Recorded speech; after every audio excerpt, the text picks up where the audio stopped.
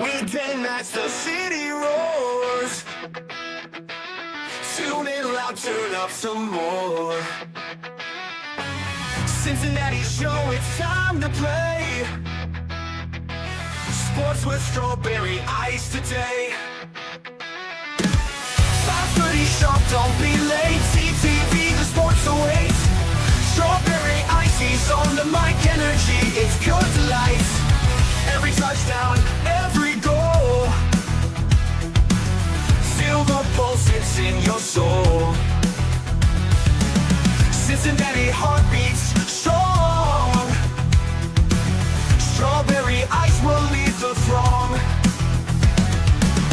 Every touchdown, every goal. Feel the pulse, it's in your soul. Cincinnati heartbeats strong. Strawberry ice will lead the throng. Feel the crowd, it's electric now. Shouting loud, they all know how. The CTV got what we crave. Sports with ice, it's waves and waves. Tigers strike and Bengals roar. Every game we want some more. Tune it in and feel the thrill. Strawberry ice, he's giving chills. 5:30 sharp, don't be late. CTV, the sports awaits. Strawberry ice, he's on the mic, energy, it's pure delight.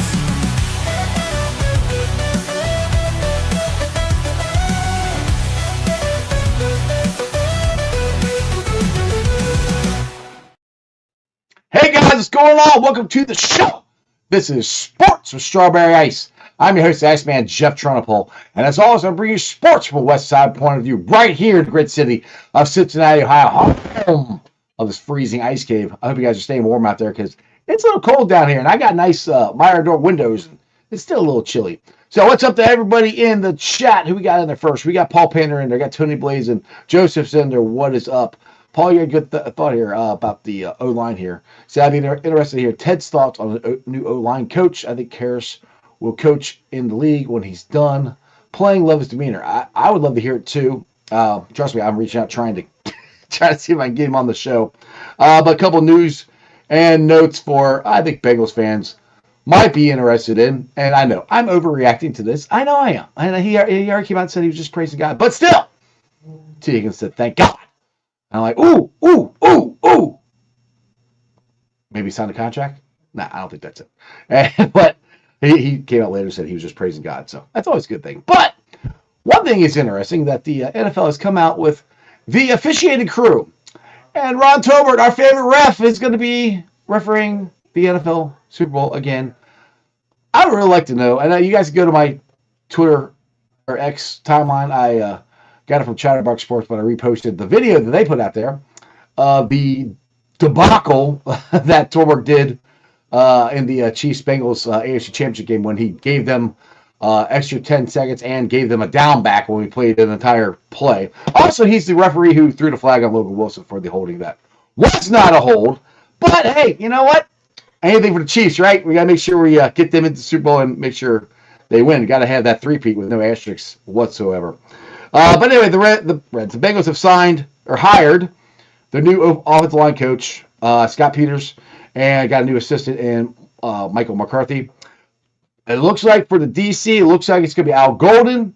I've been saying this for at least a week now. That's what everything's pointing to me. And like I said, I have no inside sources. It's just me talking. I know Bengals fans are going to be like, oh, well, did you see how bad it was last night? Like, well, the end of the game, Notre Dame started coming back because of their defense. So Al Golden is a DC, former Bengals linebackers coach, former head coach in college.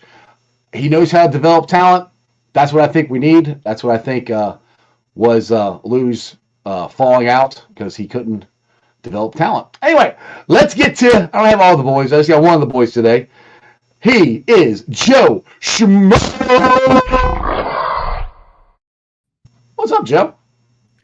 Not the temperature. It is cold as hell. Dude, it's cold down here. I'm freezing. Like, yeah, in my basement, I'm freezing. And I was going to hold off from saying, because Joey Gaditza already chimed in. So I know he's watching from the frozen tundra of Canada. It is actually, it's a lot colder here. Like right now, it's, I don't know the Celsius, but it's 28 or It's 26 cold. right now in Regina. It's cold. It is 8 degrees right now outside my front door. It's cold. So it's yeah. I'm going to complain about the cold. And Joe, you can't say a damn thing because it's colder here than it is there right now. It's always good when you hurt your back too, and it's cold weather. It feels great. That's the worst. Yeah. I was going to just comment on, you said the whole thing about T, you know, with his Thank God. ambiguous, the ambiguous tweet.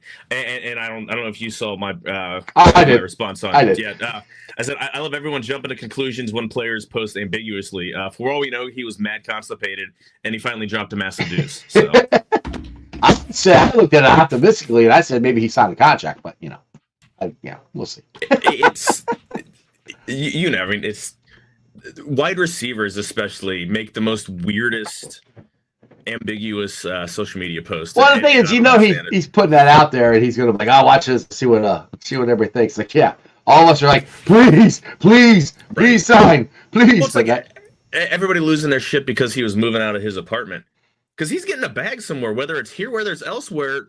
Like, he's not gonna need to live in an apartment. Like, not that he needed to live in an apartment. I mean, even a second round pick is getting a hell of a lot better money than I'll ever see. But that's true. That's true. He's getting life-changing money here in a couple months. Yeah. So, like, I'm like, calm down. Like, don't quit looking at every damn thing.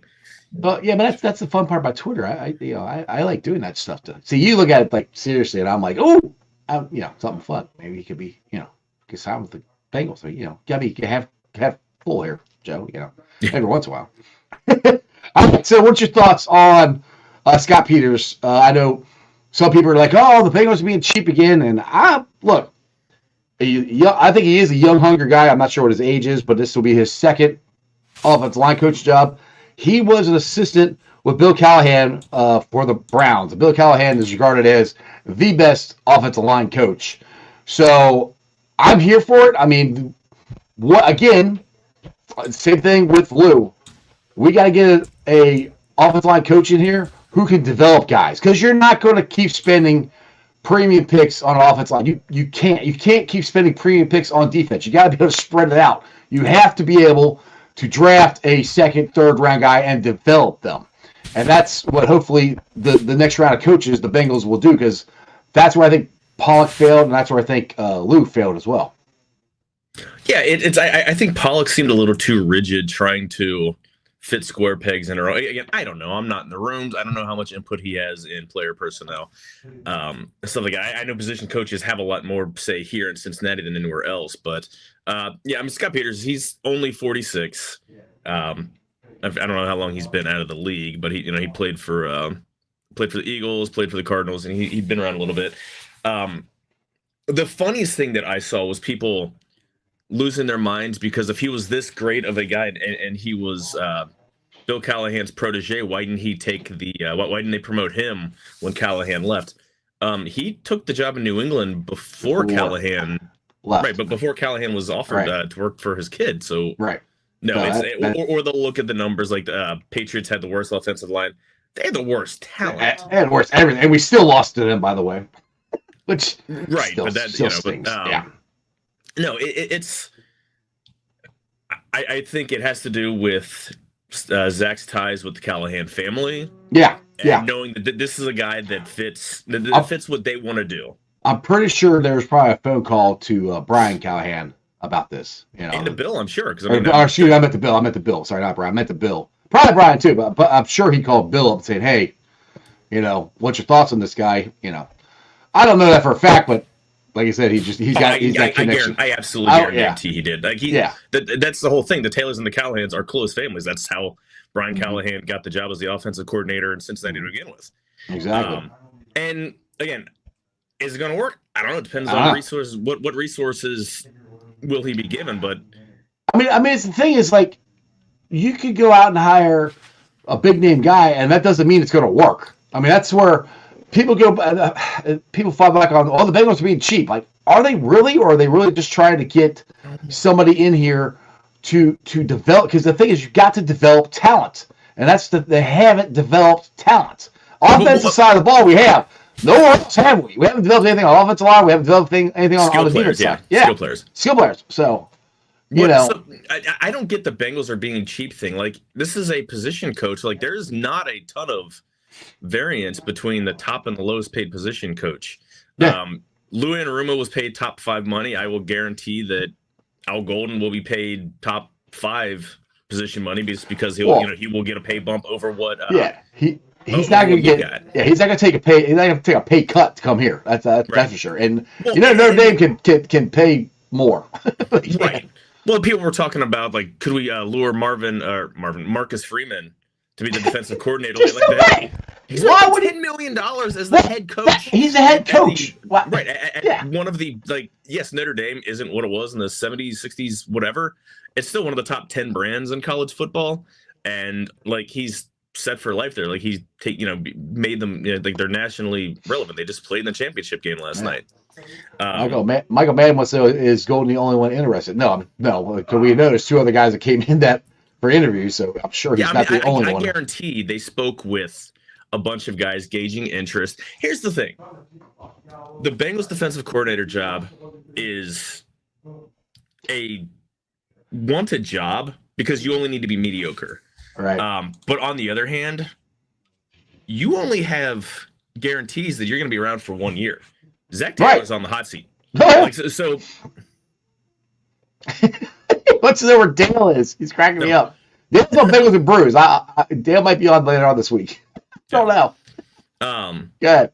So you're unless you're giving a ton of money to somebody, to an established guy, to lure him from the job, it doesn't matter what you offer. You're going to get someone who's knowing that their coach, that Zach Taylor isn't a lame duck. He still has a couple years left on his contract, but he's on the hot seat because, especially now, he's changing all the position coaches. These are all his hires, and if they don't work, and we've had 2 disappointing seasons in a row, his ass is out the door. Right, and that's the other thing too is this. He has to do other people want the job. Yeah, of course they do, because Joe Burrow makes you want to come to this. I know it's the quarterback and this defense, but still with Joe Burrow, you got a chance to win the division. You got a chance to win a Super Bowl. I mean, those are things that you consider wanting to come to this job. So yes, it's a not want to say lucrative, but people are interested in this job. And one thing about Scott Peters now, I think Dan Hort said this or interviewed him on his podcast, and I think this is kind of interesting. He got into jiu-jitsu, so he really knows, and that will help you with hand placement, leverage, all that stuff. So he might be really more detailed in how it would be a lot more physical. Yeah, and that's you got to be a physical offensive and defensive line in the AFC North. So these are all things that I think are good things. Like I said, I am not an offensive line coach. I have no idea, but I mean, I don't. So I'm not going to say every Bengals fan, but there are some Bengals fans that are up in a roar about it. People are going to come they have no idea. They literally have no idea what the hell they're talking about. They are just looking out there for names, and if it's not the one name that they want, or the one name that they that they've heard of, then they think it's a terrible hire. And it's the dumbest thing. You guys have no idea who this guy is. I'd never heard of this guy. The only offensive line coaches that I knew, Paul Alexander, Frank Pollock, and Bill Callahan. Yeah, I'm the same. I mean, I had never heard of Zach Taylor before. I mean, and say what you want. I mean, I know that's 6 years in, the jury's still out whether he's a good coach or an okay coach. But I think he's a good coach. I think it's a good coach or a great coach. But either way, that's splitting hairs there. Right, but it's the coaches, the NFL. They know these guys. They're not going to hire someone that they're not going to hire someone that they don't believe in. Especially now, Zach is and Paul. I really think that Zach's on the hot seat. I said this before. I think Zach put himself on the hot seat. Yeah. Why? Because whether you guys want to believe it or not, Zach said it. Zach said he's the one that fired them. It's his call. So for me, if the Bengals don't have a good season again next year and miss the playoffs again, there's nowhere else to go. I mean, you got a different offense coordinator. You got a new DC. You got a new defense line or offensive line coach. I mean, there's not a whole lot else to change other than if you want to fire Duke Tobin. I honestly think Duke Tobin's got the safest job in the NFL, to be honest. Duke Tobin should have been fired a decade ago, but actually a decade ago is when they actually had a bunch of good drafts. But if Zach Taylor loses Joe Burrow, he's gone. I'm sorry, like Zach Taylor is not more important to this franchise than Joe Burrow. If you lose your franchise quarterback, like this isn't a Carson Palmer, Marvin Lewis thing. So it's if Joe Burrow goes up to the front office and goes and talks to Katie or Caroline or like whoever in the front office and says, listen, this has become untenable, something needs to be done, then he's gone. Right. So, and Zach's constantly has had, or excuse me, Joe has constantly had Zach's back. So that they're not there yet. I mean, I don't know. We're not saying they're going to be there. I have no idea. But yes, right. I agree. I mean, you can fire the coach, you can't fire the quarterback. So it's kind of hard. Plus, you wouldn't want to fire the quarterback. He's a damn good quarterback. Not this quarterback. Yeah, exactly. Like, this isn't a quarterback to where you're looking to move on from. You know, this isn't. I mean, Carson Palmer was never Joe Burrow. Carson Palmer had a couple really, really good seasons, 2005 and 2006, bookending his knee surgery. They were both amazing. Yeah. Which always cracks me. Everybody keeps saying he was never the same after his knee. Like, no, it was when he hurt his shoulder in Cleveland.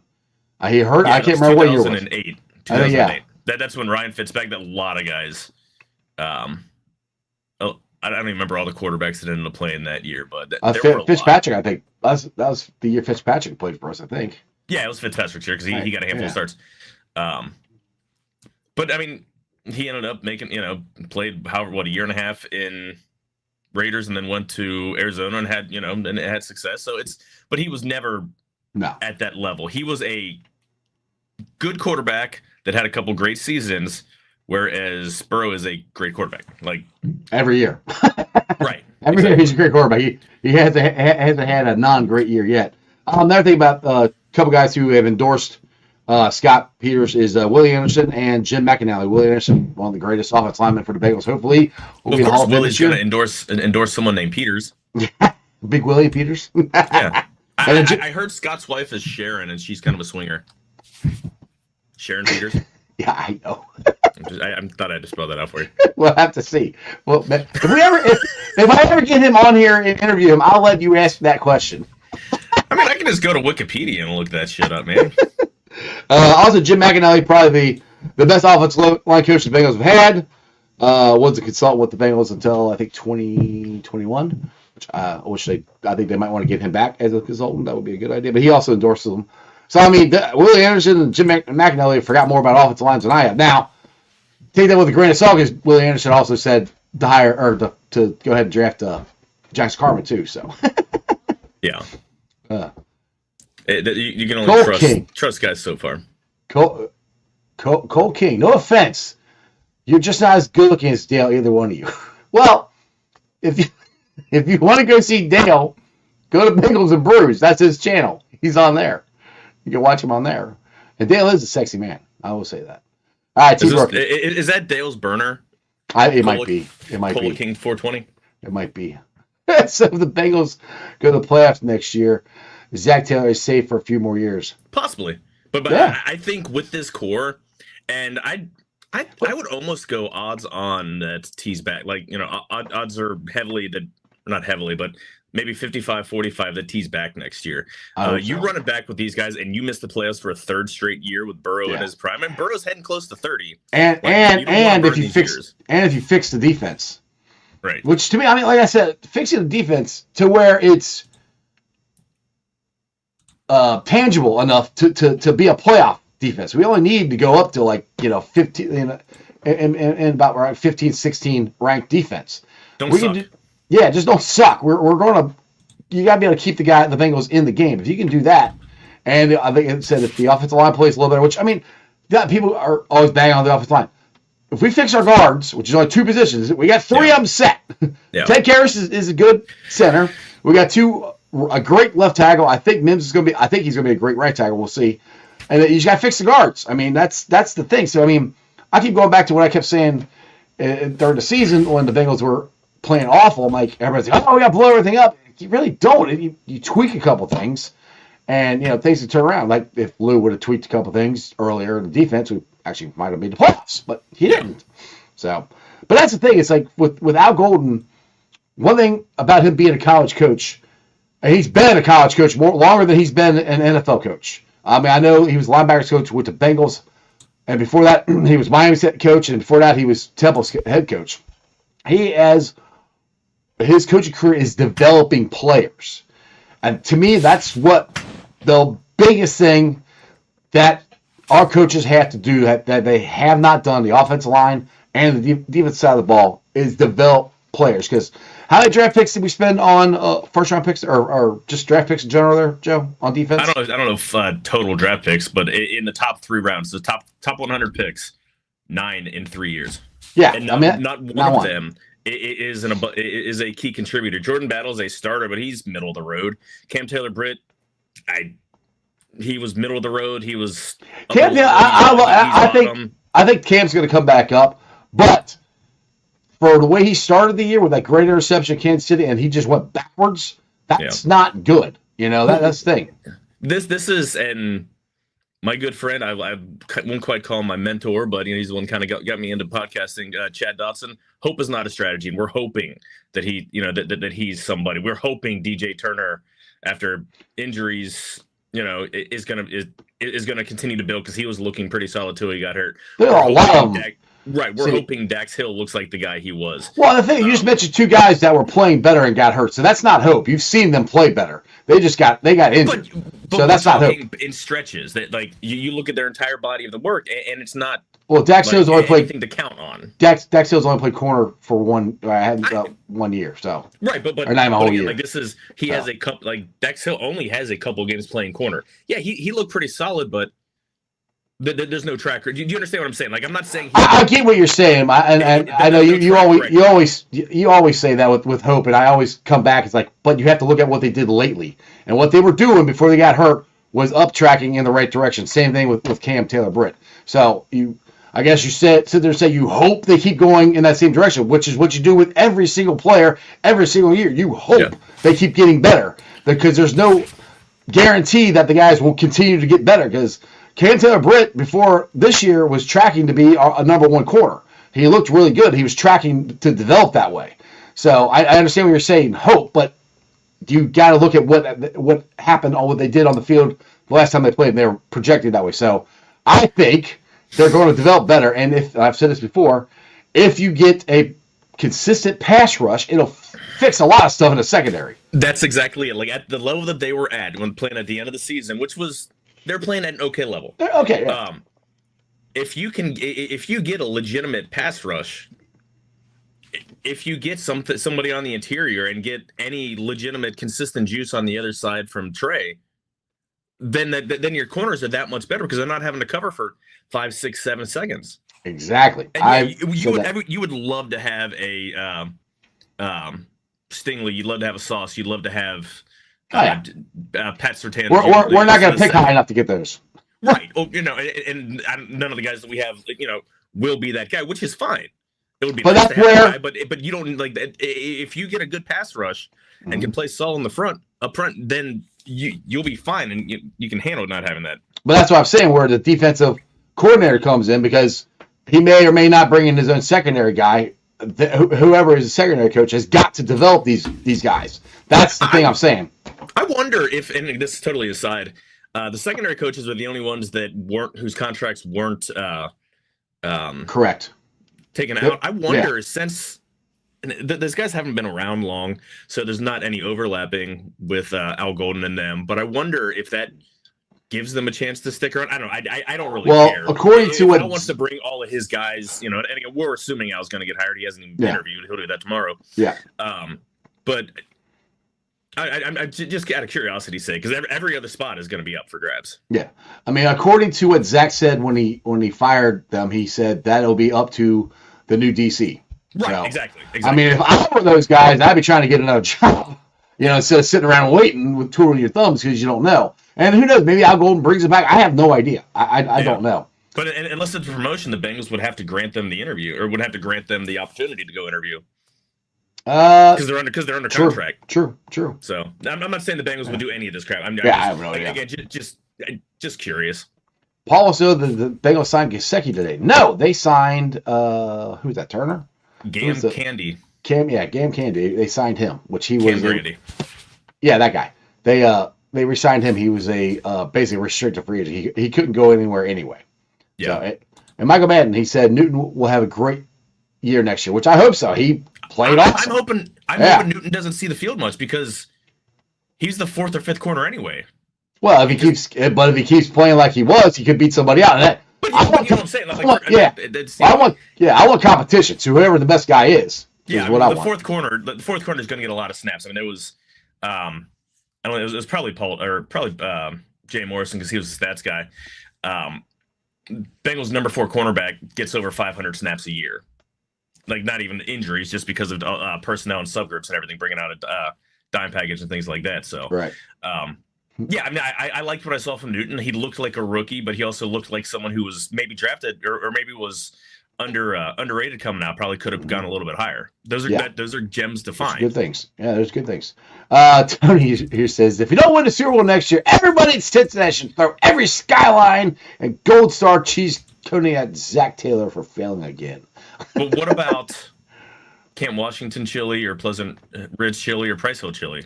Are those safe? No, you got to throw them all at them. There's Empress chili. There's Dixie chili. They're safe, or they gotta go. We got a lot of chili here. Just ask them. I just want to make sure. Let's see, T. Brookie. Every team in the playoffs right now has holes. We need to fix the defense, but we still have holes. Yeah, the thing is that even the Chiefs have holes. I mean, you can go their offense. Yeah, their offensive line, even though their offensive line doesn't play good, but that's still a weakness. They have the inverse of the Bengals. Bengals have tackles. They have no tackles. They have interior. And again, I love Karras. He played a great season. How much longer can you get this level of play from him? Now, well, that's where I think which is good, but that's where I think the guy they drafted last year might be the incumbent. Matt Lee. I wonder what the plan is going forward. But hey, don't worry. The Chiefs have this guy in their pocket. Don't worry. They got Ron Tolbert. They got him in their pocket. Don't worry. He will make sure if he has a chance, which I'm sure the NFL will give him a chance to make sure the Chiefs are okay. So we don't have to worry about that. Ron Torbert's gonna haunt me in my nightmares, man. Oh, dude, I forgot. I was even at the game. And I forgot about the game. He gave them an extra down. I was like, when we didn't sack, but we tackled Kelsey short, and then he's like, oh, we blew the whistle before the snap. I'm like, then run your ass in there and blow, stop the play. Like, I still remember. At least they ended up punting on that drive. So at least that. I'm at that game, and I don't know. I could not hear what the guy said. I'm like, what the hell are they doing? I had no clue why they had an extra down until I got home. Yeah. Okay. I was like, what are they doing? I was home. I was watching the game at home, and I'm like, what the hell is going on? Yeah. It's just I remember the flag he threw on Logan Wilson, which was not pass interference. But well, it wasn't. It was holding. Yeah, either way, it wasn't holding either. it was offsides it was a false start by 3 members of the offensive line. But whatever.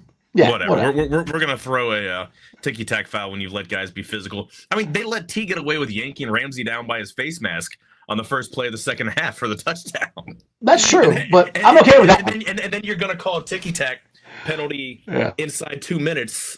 Yeah, at the goal, pretty much at the goal line. Like, but what? Why? I don't know. It's. What do you got, Joseph? What's he say? You say Commanders at the Eagles. Choose wisely. Oh, that's Commanders. I thought you said Commander. I thought he's from Kentucky. You want the Manders? You want the Manders or the Eagles, boss? What you want, Manders or Eagles? There's the currency change from Canada to from Canadian toonies and loonies. Manders, so making sure there. Manders, who do you think? Eagles are banged up. It's in Philly, right? Yeah. And Washington just went to Detroit. To me, my heart says the Commanders, but my head's telling me the Eagles, just because they can't. The Commanders can't keep doing this, can they? I mean, the Eagles are a better team. They're a better offensive line. So I'll probably say like I said, my heart would say the Commanders, my head's telling me Eagles. What do you got? Well, I mean, Commanders. I mean, this is kind of like Bengals Chiefs. I mean, the Commanders are coming up a year early, so it's not going to be a surprise. The only thing that tilts a huge important loss is Sam Cosmi, guard for Washington. That got hurt knee injury and he's out. Yeah. I mean, to me, honestly, I was surprised. Like, I was watching the Commanders and Lions game, and I thought I didn't care who won, but I found myself rooting for the Commanders, and it was just because they were reminding me of the Bengals. Jaden Daniels is so fun to watch. Oh, his processing, like that's the thing. He's got the great physical, athletic ability, but his processing, like it reminds me of watching them when they played the Bengals earlier. Like he sees things. He can read the defenses. Like he can manipulate. He can climb the pocket. Like stuff for a rookie. How did Brian Kelly not do anything with him? how did they not even get into the national championship or anything with him? I don't know. And I was actually texting Joey during the game the other day, and I would like the Commanders to make, or I'd like them to win, but how funny would it be if the Eagles make it against the Super Bowl against Buffalo? That's the only. I'll be rooting for Buffalo. So, but here's the thing: Buffalo is 0-4 in the Super Bowls. All 4 teams have been against the NFC East. The only team they haven't played are the Eagles. So, do they break the streak, or do the Eagles complete the cycle? wait, hold on. They went 4 times. Oh, that's no. Yeah, the first one was Super Bowl 25 was the Giants. 26 was the Redskins at the time, now Commanders. And then that's right, it was the Redskins. I forgot. 27-28. It was Cowboys. 28 were Cowboys. Yeah, again, I think it was the Cowboys twice. No, Cowboys went back to back, but they played Buffalo, and then they played who'd they play? Their second one they won in '90. No, they won both of them back to back. I know who'd they play. Buffalo.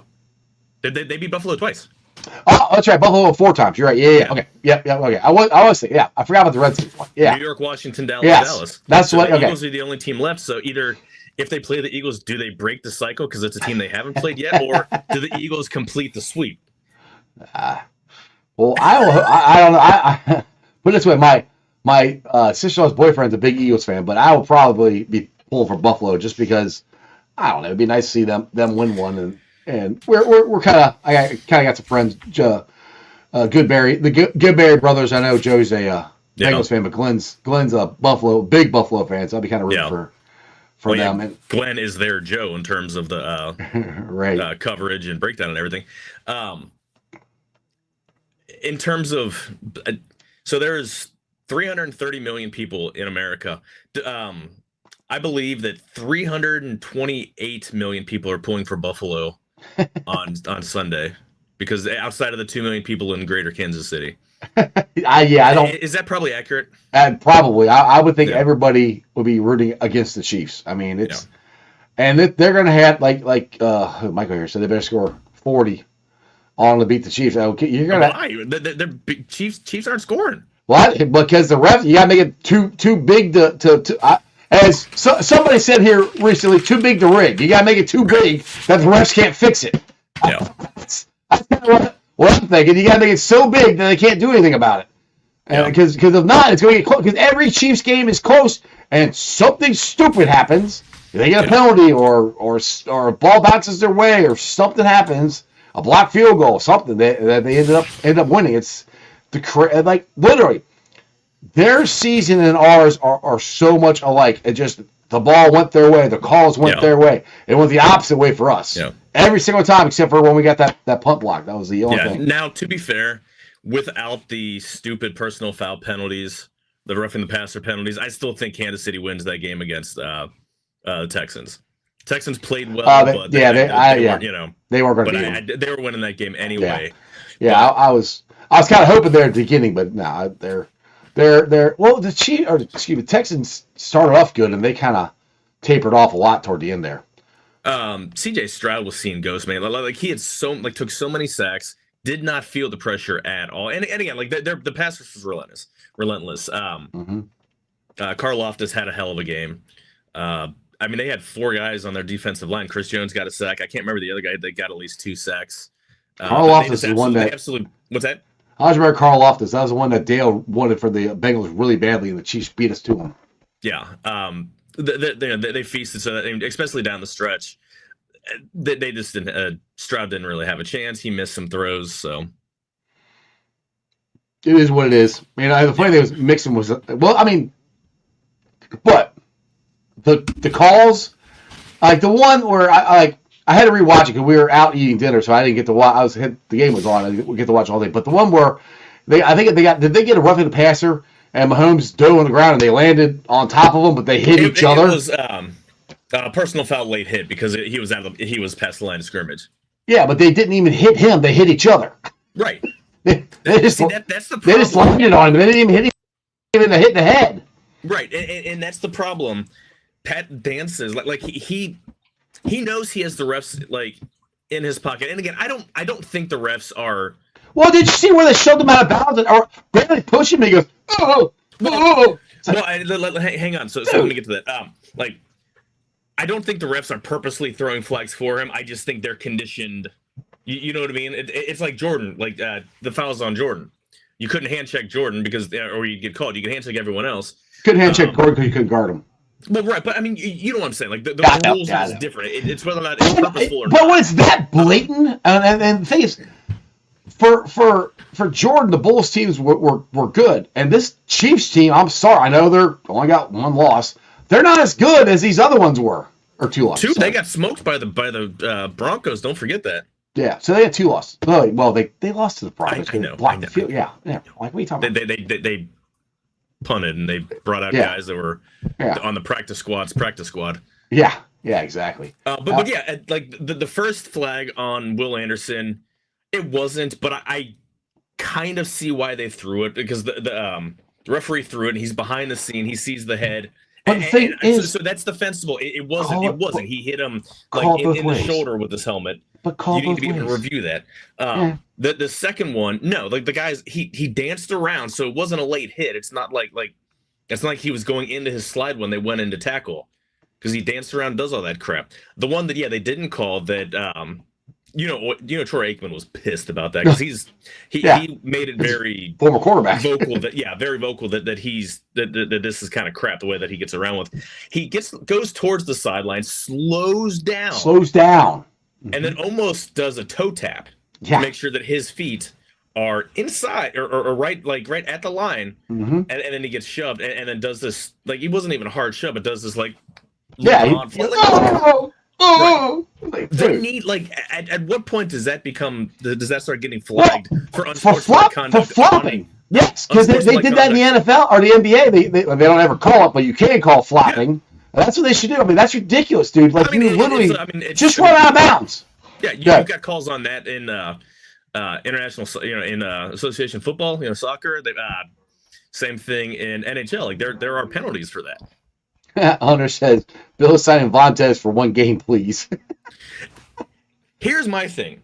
You bring in a linebacker, back into the room or and again, I'm not for hurting somebody, right? No. That's not my thing. But, or the back room, someone in the back of your defensive end room and tell them, you're going to get flagged anyway. Just hit him. Just hit him. Hit him. Don't hurt him. Hit him. Hit him hard and let them know you're there so they won't do that again. Don't pull up on the sideline because they're going to throw the flag anyway. Just waylay him. Just drill him. He'll stop that shit. Yeah. You knock his ass out. Well, Joshua Side drilled him. Watch. This thing is Joshua Side hit him. Patrick Mahomes threw himself onto the freaking bench on that play. And that's annoying because Osai, I mean, he was clearly in the white. It wasn't an egregious. No. Probably if Mahomes didn't act like a bitch and flop, it's 50-50 whether they throw it. Yeah, it was a penalty. It was. I'm not saying it wasn't a penalty. Him throwing himself onto the bench made it worse, and that's what he does. He gets away with it all the time. I guarantee the organization, Hunter. I guarantee the organization would cover that game check if they had someone in the back room to waylay him. We're clicking on the same thing. Does it? Thanks for the $5 super chat. Ravens were the best test for the Chiefs. I hate to say it, boys. Chiefs are back at the Super Bowl and winning. Embrace the darkness. We must. Well, but here's the thing. Who was their only loss in the regular season? The only real Chiefs loss in the regular season? The Bills. Exactly. Yeah, the Bills. So how are the Chiefs or how are the Ravens the best test when the thing is, when Lamar the Chiefs lost to the Bills? I'm sorry, Lamar Jackson sucks in the playoffs. You can take whatever you want. Lamar Jackson sucks in the playoffs. NFL MVP, but he sucks in the playoffs. Every time he goes into the playoffs, he won one game last year, made it to the AFC Championship game, and sucked. He got to this game, sucked. I'm like, I'm tired of, like, that's the thing, is like, anybody who thinks Lamar Jackson is better than Joe Burrow, go check the playoff record. How many Super Bowls has Lamar been to? None. How many AFC Championship games has Lamar been to? One. That's it. And Lamar's been in the league longer than Joe Burrow. So all this crap that Lamar Jackson is a great regular season quarterback. He's actually younger than Joe Burrow too, which is crazy. He's been in the league 2 years longer. He's an awful playoff quarterback. And he even said that I get too hyped up. I got to calm down. Well, he calmed down. He still sucked. So anyway, that's where. So I think Josh Allen's got a better shot at beat. So Dustin, let's agree to disagree. I think Buffalo, says like Joe just said, they did beat him in the regular season, and hell, 3 years ago, they lost by 3 points in Arrowhead. Yeah, it was the 16 seconds or whatever. Yeah, and then that was the week before the Bengals faced them in the AFC Championship. Yeah, beating a team twice is tough, but hey, you know a team tougher? Beat a team 3 times. The Bengals have done that. They did that to the Ravens. Yeah, it can be done. It's tough. I agree with you. It's tough, but I'm much happier that it's the Bills and not the Ravens, because I think the Bills personally got a better shot. But we'll see. Maybe I'm wrong. I mean, if the NFL has their way, they'll figure out a way to get them in there. So let's see here. Hunter, the Bills team is good. They got a good running game and D. I agree. And like I said, Josh Allen is playing. I don't know what Bills D is like. I've never met him. Bills D's nuts. D's nuts. Right in your forehead. Oh my goodness. All right, so, what do you think is going to happen here? I'll put it this way. How much of a meltdown are we as Bengal fans going to have if this Chiefs game comes down to one play and it's a ticky-tack penalty or something that goes in favor of the Chiefs? Houday Nation is going to absolutely lose their freaking mind. It'll be, and there's a very good chance that can happen. Yeah. I don't know. I have completely just tuned out right now. Like, I'm watching the games, I'm keeping track of them, but I'm so jaded and emotionless. Like, I don't care. The Bengals aren't in it. So they're teams that I don't want, but I really don't give a shit. You know, it sounds weird, but dude, we were watching the game, and we actually went to Bucketheads here, and actually Terry Nelson happened to be there, and he's like my dad. He was rooting for the Ravens. I'm like, why are you rooting for the Ravens? He goes, it's AFC North. You know, you want your division to do good. I'm like, fuck that. Hell no. I want them to suck. Yeah. As a Bearcat fan, and I love you, Terry, but as a Bearcat fan, I'd be rooting for Houston, and I hate Houston. I could not root for the Cougars. I hope they freaking lose. We'll see. Yeah, it's not happening. I don't care. Speaking of the Bearcats, they're playing tonight. They are. Who are they playing? I have to go to the game Saturday. Texas Tech. Yeah. Now this will be a big challenge for them. The challenge is to score more points than the other team. That's the team. You want my key to victory? Outscore the opponent. That's hard-hitting information right there by Joe Farsing. You get it right here on Strawberry Ice every Tuesday. Every Tuesday. But for me, this is a big game. They're all big games, but if UC is trying to at least be in the middle of the pack, which is where we're hoping to get to when we start out 0-4, this is a middle of the pack team in the Big 12. It's still a must-win. We got to get to 500 in the Big 12 before we worry about anything else. We got 2 wins. We need 2 more. This is going to be a tough one. I mean, I think I'm not very confident, I'll tell you that way, because UC's playing better. They still don't have an inside game. Not a consistent inside game. And if you're playing in the Big 12, or if you're playing big boy basketball, top 10 basketball, You need a consistent inside game, and we don't have that. And that's what's scaring me, because that's what we did last year. If the outside shot didn't go in, we would lose. And they went a little bit more inside Saturday, but still not enough. So that's my concerns with this offense on the Bearcats. What's your concerns about this game? Yeah, I mean, it comes. I mean, I don't have any hope of any inside game. Whatever they get is, it's just lobs. Let's be honest. Yeah. So that's our inside game. You do not want Bandego to actually have the ball in his hands outside of catching the lob and throwing it down, or Mitchell or Pace should be able to have something down low though. Who? Mitchell or Pace, one of those two should have something down low. Oh, Page. Okay, yeah. Page. Sorry. Page is raw. It's so hit and miss. Mitchell is an inside player. He's a slasher. He's a number 3. He is, but on this team, we need him. He needs to be in there. I mean, it's just not his game, unfortunately. Like it's square peg, fitting a square peg in a round hole. I think it's better with 4 out. Having 4 guys out, spreading the floor and create, trying to create. At least you have to have more cuts to the basket. How about that? Oh yeah. How about that? The offense, because they don't do that. You need to, yeah, exactly. Yeah, they move the ball instead of post up. How about more cuts? Because they move the ball around the outside, and there's nothing that goes in. Or there's been times where when I was watching the game Saturday, I saw guys, they were cutting and they were open, and we would pass it to them. And Day and I think Jizzle did a better job where they would drive to the basket and actually shoot the ball. Because Day was been driving me nuts. He's been driving to the basket and then look at the pass instead of shooting a little floater or try to get ball fake and get the guys off their feet to try to score. Yeah. There's nothing going toward the basket and with any kind of consistency. Is that along with post play, which like you just said, we're not really built that way, but we are built to slash. We're not slashing that much. OJ was built to slash too. Not that kind of slashing. What is? God, it's like it just. Oh, sorry. I try to have a serious conversation with you. It just goes off the rails. So my mind wanders. I don't know if you're aware. My mind wanders sometimes. Squirrel. If you need a legitimate slasher, I mean, I get he's burning in hell right now, so he's dead now. About a team, but can't help you. Yeah. Anyway, what was the question?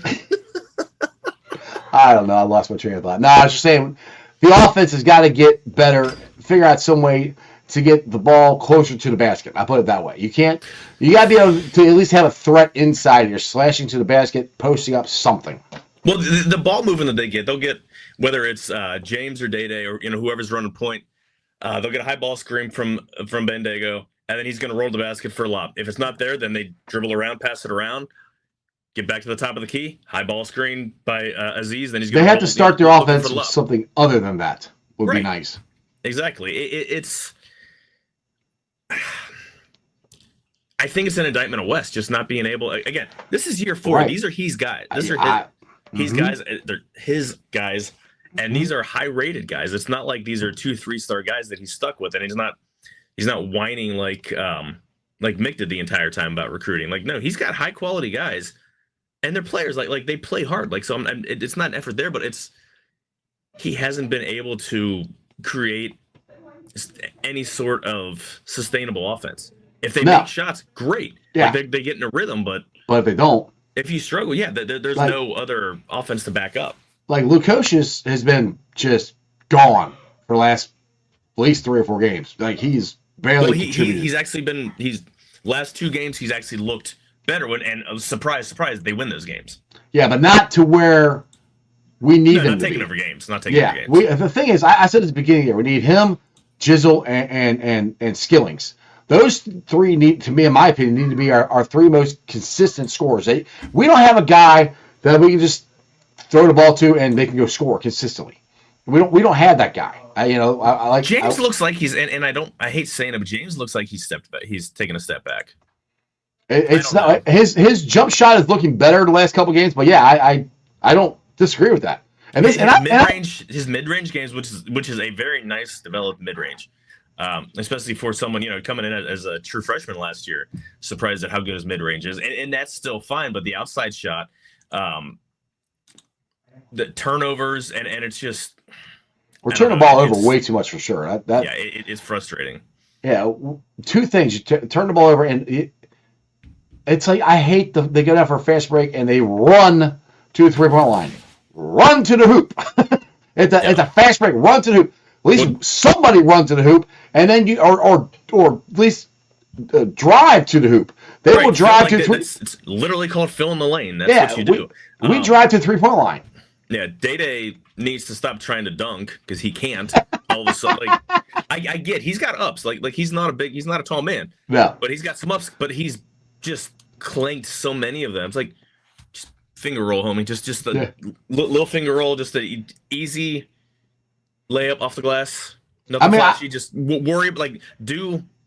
Be flashy when you're up by 20. I mean, I like it that they try to dunk.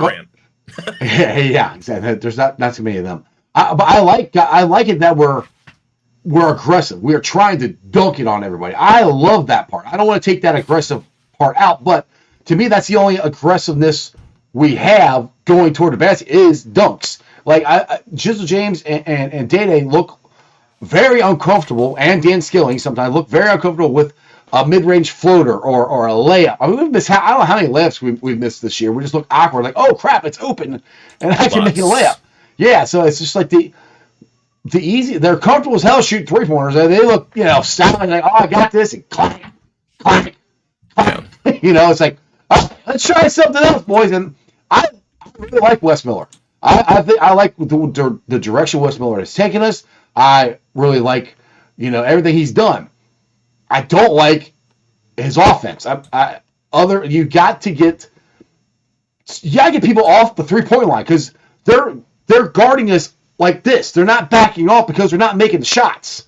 So you're not even having room to make the shots that you want to make because there is no dribble, drive, penetrate. There's no guy posted up. There's nothing consistently down low. And I don't know, even the NBA teams like that are 3-point teams, they have one guy down low where they'll, throw the ball down, kick it back out, throw it out. There's not even that. They don't even attempt to get the ball down there. So that's where it's hard to. I'm very curious of how Wes is going to fix this because I don't know if that is in his offense to do that. Would you be surprised to find out that UC is 143rd in attempted threes a game? That's it? Yeah. I think it's really more than that. 23.9 to 24 a game, and North Florida Ospreys at 36 a game. What's our percentage of hitting? What's our percentage of hitting our 3-pointers? Probably not good. I don't know. That may take a while. Let me. Yeah, that's the one that if we're consistently hitting them, it's a different story.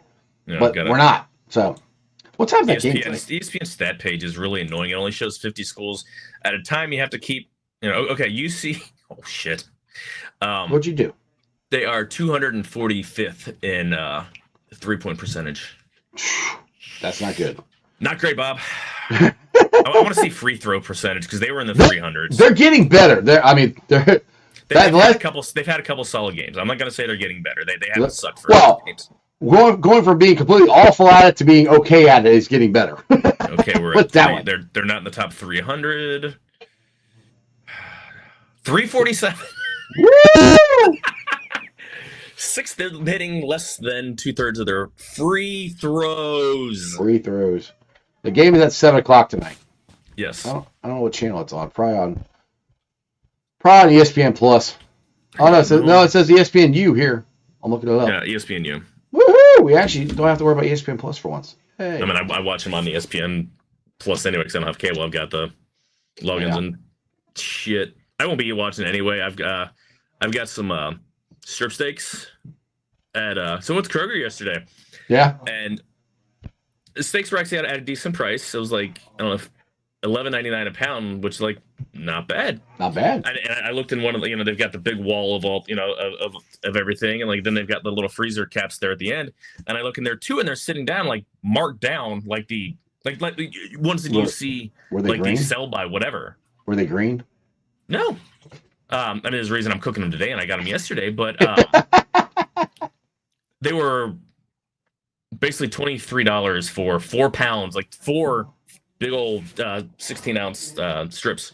I'm like, okay, yeah, I will take that. That's going to be dinner. You do know they have a thing called a radio, and it broadcasts on your phone. You can listen to it there while you're cooking. Could do that. Just saying. I'm gonna burn some shit. I don't want to burn some shit. I'll track the game. Jeez. Like, I'm not gonna track the game. The games have been so frustrating to watch. That's the problem.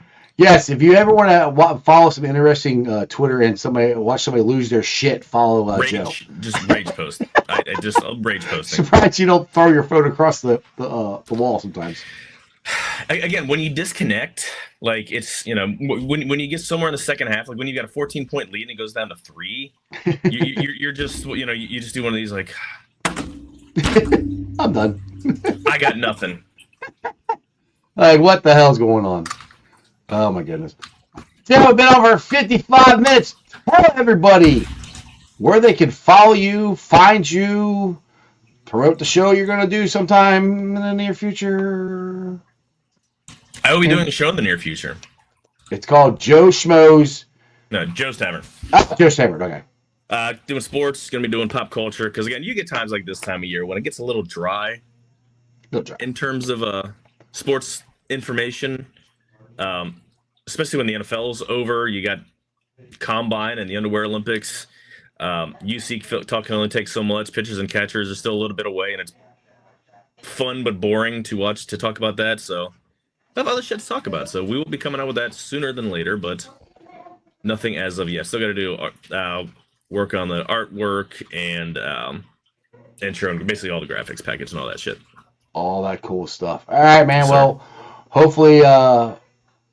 With the interview now golden tomorrow, hopefully by tomorrow night, Thursday, maybe we have a new DC. We'll see. Probably I'm gonna say Thursday because he's gonna get interviewed tomorrow, and then they'll wait till Thursday for the announcement. That sounds about right. All right, Jeff, appreciate you, man. I'll see you Friday night at Millions. Yes, sir. Millions. See you, dude. All right, guys, hope you enjoyed that as much as I did.